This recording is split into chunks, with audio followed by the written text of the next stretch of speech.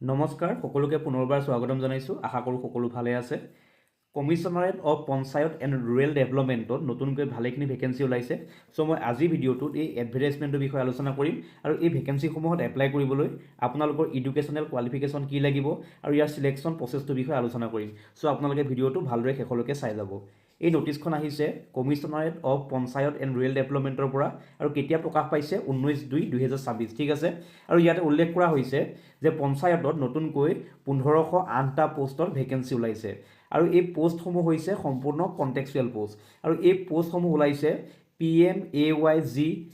MNREGA আৰু finance commission গ্ৰাণ্টৰ আণ্ডাৰত আৰু এই পোষ্টসমূহ যেতিয়ালৈকে এই আঁচনিসমূহ চলি থাকিব এই স্কিমসমূহ চলি থাকিব তেতিয়ালৈহে এই পোষ্টসমূহ থাকিব অৰ্থাৎ সম্পূৰ্ণ কণ্টেক্সুৱেল পোষ্ট আৰু ইয়াৰ বাবে আপোনালোকে এপ্লাই কৰিব লাগিব যিটো অফিচিয়েল ৱেবছাইট www.rural.assam.gov.in ইয়াত আপোনালোকে এপ্লাই কৰিব পাৰিব আৰু অনলাইন এপ্লিকেশ্যন ষ্টাৰ্ট হ'ব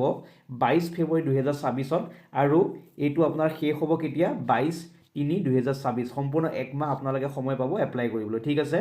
এতিয়া আপোনালোকৰ ইয়াৰ বাবে কোনো ধৰণৰ অনলাইন এপ্লিকেশ্যন ফিজ নালাগে এই পোষ্টসমূহত এপ্লাই কৰিবলৈ হ'লে আপোনালোকে অনলাইন এপ্লিকেশ্যন ফিজ দিব নালাগে এতিয়া আমি চাম কোনটো পোষ্টৰ এগেইনষ্টত ভেকেঞ্চি কিমান ওলাইছে ফাৰ্ষ্ট পোষ্টটো হৈছে এক্ৰিডিটেড ইঞ্জিনিয়াৰ ইয়াত টোটেল আমাৰ ভেকেঞ্চি হৈছে 291 আৰু ইয়াৰ বাবে যিটো আমাৰ এজ দিয়া হৈছে 18 বছৰৰ পৰা 40 বছৰৰ ভিতৰত হ'ব লাগিব আৰু চেলাৰী হৈছে কিমান 18,000 আৰু যিটো কোৱালিফিকেশ্যন বিচাৰিছে সেইটো হৈছে diploma in civil engineering with diploma in computer application এই পোষ্টটোত এপ্লাই কৰিবলৈ হ'লে চিভিল ইঞ্জিনিয়াৰিঙত ডিপ্ল'মা হ'ব লাগিব আৰু ইয়াৰ লগতে আপোনালোকৰ কম্পিউটাৰ ডিপ্ল'মা থাকিব লাগিব ঠিক আছে আৰু ইয়াৰ চেলাৰী কিমান চেলাৰী হৈছে 18,000 নেক্সট পোষ্টটো হৈছে গ্ৰাম ৰোজগাৰ সহায়ক আৰু ইয়াৰ যি আমাৰ ভেকেঞ্চি আছে সেইটো হৈছে 464টা ভেকেঞ্চি আৰু ইয়াৰ চেলাৰী দিয়া আছে 15,000 এজ লিমিট হৈছে 18 পৰা 40 বছৰৰ ভিতৰত আপোনালোকে এপ্লাই কৰিব পাৰিব আৰু এডুকেশ্যনেল কোৱালিফিকেশ্যনত দিয়া আছে গ্ৰেজুৱেট হ'ব লাগিব ইন এনি ডিচিপ্লিন কিন্তু আপোনালোকৰ গ্ৰেজুৱেশ্যনত মিনিমাম মাৰ্ক 50% থাকিব লাগিব যদি 50% মাৰ্ক আছে তেনেহ'লে আপোনালোকে এই পোষ্টত এপ্লাই কৰিব পাৰিব যদি আপোনালোকে ডিষ্টেঞ্চত গ্ৰেজুৱেশ্যন কৰিছে তেনেহ'লে সেইটো ইয়াত একচেপ্ট কৰা হ'ব ঠিক আছে ইয়াৰ লগতে আপোনালোকৰ কম্পিউটাৰত 6 মাহৰ এখন ডিপ্ল'মা থাকিব লাগিব এইখিনি কোৱালিফিকেশ্যন থাকিলে আপোনালোকে এই গ্ৰাম ৰোজগাৰ সহায়ক পোষ্টত এপ্লাই কৰিব পাৰিব নেক্সট পোষ্টটো হৈছে কম্পিউটাৰ এছিষ্টেণ্ট আৰু ইয়াত টোটেল ভেকেঞ্চি আছে 291 আৰু ইয়াৰ বাবে যিটো এজ লিমিট দিয়া হৈছে 18 পৰা 40 বছৰ হ'ব লাগিব আৰু চেলাৰী দিয়া হৈছে 15,000 আৰু এই পোষ্টত এপ্লাই কৰিবলৈ যিটো কোৱালিফিকেশ্যন বিচাৰিছে সেইটো হৈছে গ্ৰেজুৱেশ্যন হ'ব লাগিব গ্ৰেজুৱেশ্যনত 50% মাৰ্ক থাকিব লাগিব আৰু ইয়াৰ লগতে আপোনালোকৰ 6 মাহৰ এখন কম্পিউটাৰ ডিপ্ল'মা লাগিব তেতিয়াহে আপোনালোকে এই পোষ্টটোত এপ্লাই কৰিব পাৰিব নেক্সট পোষ্টটো হৈছে গ্ৰাম পঞ্চায়ত কোঅৰ্ডিনেটৰ আৰু ইয়াত টোটেল ভেকেঞ্চি হৈছে 462 আৰু ইয়াৰ যিটো এজ লিমিট সেইটো হৈছে 18 পৰা 40 বছৰ আৰু চেলাৰী দিয়া আছে 15,000 ইয়াৰ বাবে আপোনালোকে গ্ৰেজুৱেশ্যন কৰিব লাগিব ইন এনি ডিচিপ্লিন আৰু ইয়াৰ লগতে আপোনালোকৰ গ্ৰেজুৱেশ্যনত 50% মাৰ্ক থাকিবই লাগিব আৰু যিহেতু এই পোষ্টসমূহত কম্পিউটাৰ লাগে চ' আপোনালোকৰ 6 মান্থৰ এখন কম্পিউটাৰ ডিপ্ল'মা গোটেইকেইটা পোষ্টৰ বাবে মেণ্ডেটৰী চ' এই ভেকেঞ্চিসমূহৰ বাবে আপোনালোকে যদি এপ্লাই কৰিব বিচাৰিছে তেনেহ'লে আপোনালোকৰ গ্ৰেজুৱেশ্যন লাগিব আৰু লগতে কম্পিউটাৰ ডিপ্ল'মাও লাগিব ঠিক আছে চ' টোটেল আমাৰ পোষ্ট কিমান হ'ল টোটেল পোষ্টৰ সংখ্যা হৈছে 1508 এইখিনি আছিলে আমাৰ টোটেল পোষ্ট এতিয়া আমি চাম মোড অফ চিলেকশ্যন এই পোষ্টসমূহত আপোনালোকে এপ্লাই কৰাৰ পিছত আপোনালোকৰ কি হ'ব ৰিটেন এক্সাম হ'ব আৰু ৰিটেন এক্সামত দুখন পেপাৰ থাকিব যিসকলে ইঞ্জিনিয়াৰিং পোষ্টৰ বাবে এপ্লাই কৰিছে তেওঁলোকৰ বাবে হ'ব পেপাৰ 2 আৰু যিসকলে বাকীকেইটা পোষ্টৰ বাবে এপ্লাই কৰিছিল যেনে গাঁও পঞ্চায়ত কোঅৰ্ডিনেটৰ কম্পিউটাৰ এছিষ্টেণ্ট বা গ্ৰাম ৰোজগাৰ সহায়ক তেওঁলোকৰ বাবে হ'ব পেপাৰ 1 সেইবাবে আপোনালোকে অনলাইন এপ্লাই কৰোঁতে তাত আপোনালোকে প্ৰিফাৰেঞ্চটো চিলেক্ট কৰিব লাগিব আপোনালোকৰ ৰিটেন এক্সামটো 75 মাৰ্কৰ হ'ব আৰু এই 75 মাৰ্কৰ যিটো ৰিটেন এক্সাম হ'ব তাত এটা কুৱেশ্যনত আপোনালোকৰ 1 মাৰ্ককৈ থাকিব আৰু যদি কোনোবা এটা কুৱেশ্যন ভুল হয় অৰ্থাৎ নিগেটিভ মাৰ্কিং থাকিব 0.25 যদি 4টা কুৱেশ্যন আপোনালোকৰ ভুল হয় তেনেহ'লে 1 নম্বৰ কাটা যাব ঠিক আছে আৰু আপোনালোকৰ চিলেবাছটো দিয়া হৈছে 5টা পাৰ্টত আপোনালোকৰ কুৱেশ্যনসমূহ আহিব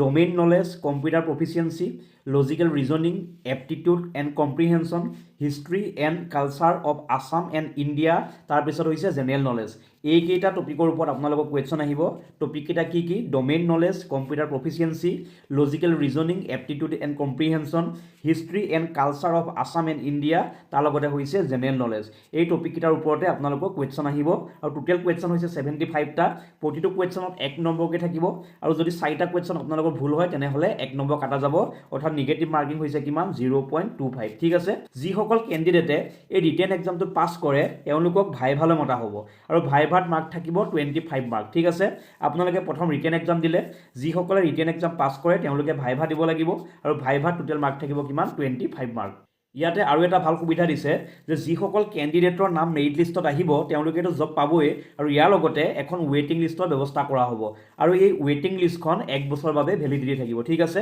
ফাৰ্ষ্ট আপোনালোকৰ ৰিটেন এক্সাম হ'ব ৰিটেন এক্সামত পাছ কৰা সকলৰ ভাইভা হ'ব আৰু তাৰ পিছত আপোনালোকৰ মেৰিট লিষ্ট ওলাব আৰু ইয়াৰ লগতে আপোনালোকৰ এখন ৱেটিং লিষ্ট ওলাব আৰু এই ৱেটিং লিষ্টখনৰ যিটো আমাৰ ভেলিডিটি হ'ব সেইটো হ'ব 1 year আপোনালোকৰ যেতিয়া মেৰিট লিষ্টৰ নাম আহিব তাৰ পিছত ডকুমেণ্ট ভেৰিফিকেশ্যন হ'ব আৰু ডকুমেণ্ট ভেৰিফিকেশ্যনত আপোনালোকৰ তলত দিয়া ডকুমেণ্টসমূহ বিচাৰিব আৰু এই ডকুমেণ্টসমূহ আপোনালোকে ডকুমেণ্ট ভেৰিফিকেশ্যন কৰিবলৈ লগত লৈ যাব লাগিব ঠিক আছে ডকুমেণ্টসমূহ কি for age proof HSLC certificate বা এডমিট কাৰ্ড আপোনালোকে লগত লৈ যাব লাগিব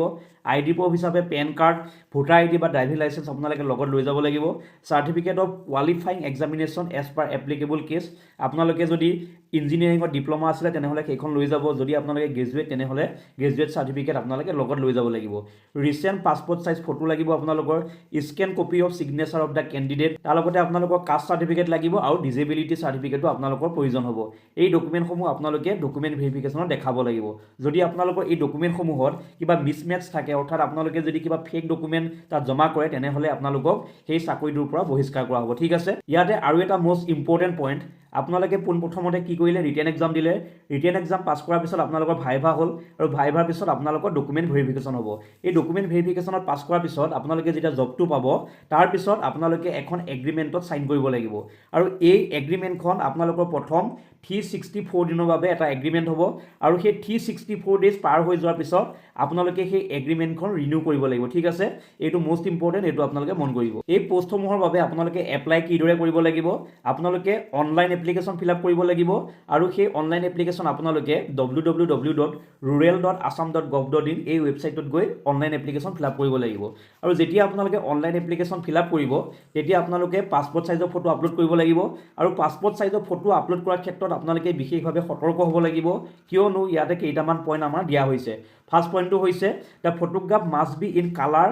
in a white background with high resolution আপোনালোকৰ যিখন পাছপৰ্ট সাইজ ফটোগ্ৰাফ হ'ব সেই ফটোগ্ৰাফখনত আপোনালোকৰ যিটো বেকগ্ৰাউণ্ড হ'ব বেকগ্ৰাউণ্ডটো হোৱাইট হ'ব লাগিব ঠিক আছে চ' এইটো আপোনালোকে মন কৰিব আৰু তাৰপিছত আপোনালোকৰ দিয়া হৈছে যে আপোনালোকে যদি মোবাইল ফোনত কোনোবা এখন ফটো তুলি পেলাই দিছে বা আপোনালোকে কোনো ক্ষেত্ৰত দেখা যায় যে সেলফি উঠিও পাছপৰ্ট সাইজৰ ফটোগ্ৰাফলৈ কনভাৰ্ট কৰা হয় কিন্তু এই ধৰণৰ ফটোগ্ৰাফ দিলে ইয়াত একচেপ্ট নকৰিব আপোনালোকে ভালদৰে ষ্টুডিঅ' কোৱালিটি ফটো দিব লাগিব আৰু যিটো বেকগ্ৰাউণ্ড হ'ব বেকগ্ৰাউণ্ডটো কি হ'ব লাগিব হোৱাইট বেকগ্ৰাউণ্ড হ'ব লাগিব ঠিক আছে তাৰপিছতে দিয়া হৈছে যে আপোনালোকৰ যিসমূহ পাছপৰ্ট সাইজৰ ফটোগ্ৰাফ হ'ব সেই ফটোগ্ৰাফসমূহ 1 জানুৱাৰী 2026 পিছত তোলা হ'ব লাগিব ঠিক আছে 1 জানুৱাৰী 2026 আগত তোলা যদি ফটোগ্ৰাফ হয় তেনেহ'লে সেইসমূহ একচেপ্ট কৰা নহ'ব আৰু ফটোগ্ৰাফসমূহৰ যিটো আমাৰ সাইজ দিয়া হৈছে 4.5 সেন্টিমিটাৰ ইনটু 3.5 সেন্টিমিটাৰ আৰু পিক্সেল যিটো মেক্সিমাম ৰিজলিউশ্যন সেইটো হৈছে 640 ইনটু 480 আৰু মিনিমাম ৰিজলিউশ্যন হৈছে 320 ইনটু 240 এই ৰিজলিউশ্যনৰ ভিতৰত আপোনালোকৰ ফটোখন হ'ব লাগিব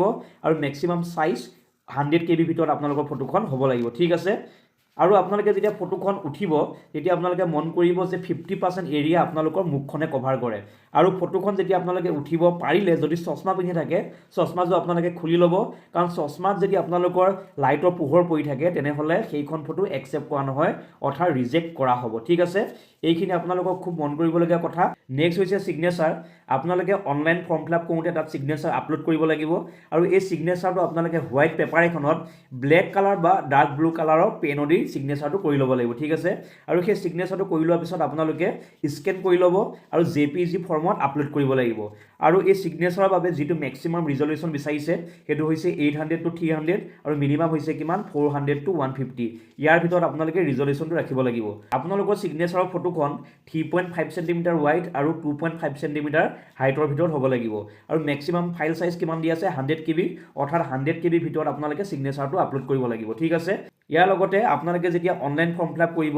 ইয়াতে কিছুমান ডকুমেণ্ট আপোনালোকে আপলোড কৰিব লাগিব প্ৰথমখন হৈছে বাৰ্থ চাৰ্টিফিকেট বা আপোনালোকে মেট্ৰিকৰ এডমিট কাৰ্ডখনো এজ এজ প্ৰুফ হিচাপে ছাবমিট কৰিব পাৰে। ইয়াৰ লগতে ID proof, pan card, voter ID বা আধাৰ কাৰ্ড আপোনালোকে ছাবমিট কৰিব পাৰিব। Certificate, marksheet of minimum educational qualification of the post, যিটো পোষ্টৰ এগেইনষ্টত আপুনি এপ্লাই কৰিছে সেই পোষ্টটোত যি আমাৰ কোৱালিফিকেশ্যন দিয়া হৈছে তাৰ এগেইনষ্টত আপোনালোকে চাৰ্টিফিকেট বা মাৰ্কশ্বিট আপলোড কৰিব লাগিব। তাৰপিছতে আপোনালোকৰ যিহেতু কম্পিউটাৰ প্ৰফিচিয়েঞ্চি চাৰ্টিফিকেট বিচাৰিছে, চ' আপোনালোকে কম্পিউটাৰ ডিপ্ল'মা বা চাৰ্টিফিকেট আপোনালোকে আপলোড কৰিব লাগিব, ঠিক আছে। ইয়াৰ লগতে আপোনালোকে নিজৰ কাষ্ট চাৰ্টিফিকেট আপলোড কৰিব আৰু যিসকলৰ ডিজেবিলিটি চাৰ্টিফিকেট আছে তেওঁলোকে ডিজেবিলিটি চাৰ্টিফিকেট আপলোড কৰিব লাগিব, ঠিক আছে। আৰু ইয়াৰ পিছতে আপোনালোকে কমপ্লিটত ক্লিক কৰি নিজৰ এপ্লিকেশ্যনখন ছাবমিট কৰিব পাৰিব। এইটো আছিল আপোনালোকৰ অনলাইন প্ৰচেছ। আৰু ইয়াৰ লগতে আমি যিটো চিলেকশ্যন প্ৰচেছ আছে সেইটো আলোচনা কৰিলোঁ। আৰু এই পোষ্টসমূহত আপোনালোকে 22 ফেব্ৰুৱাৰীৰ পৰা এপ্লাই কৰিব পাৰিব। আৰু এই পোষ্টসমূহৰ বাবে আপোনালোকৰ ৰিটেন এক্সাম কেতিয়া হ'ব, এডমিট কেতিয়া দিব, সেই সকলোবোৰ তথ্য যিটো অফিচিয়েল ৱেবছাইট তাত আপোনালোকৰ বাবে উপলব্ধ হ'ব, ঠিক আছে। চ' আজি ভিডিঅ'টোত ইমানেই আছিল। যদি আপোনালোকে ভিডিঅ'টো ভাল পালে তেনেহ'লে লাইক কৰি দিব আৰু চেনেলটো যদি এতিয়াও ছাবস্ক্ৰাইব কৰা নাই তেনেহ'লে ছাবস্ক্ৰাইব কৰি দিব। ধন্যবাদ।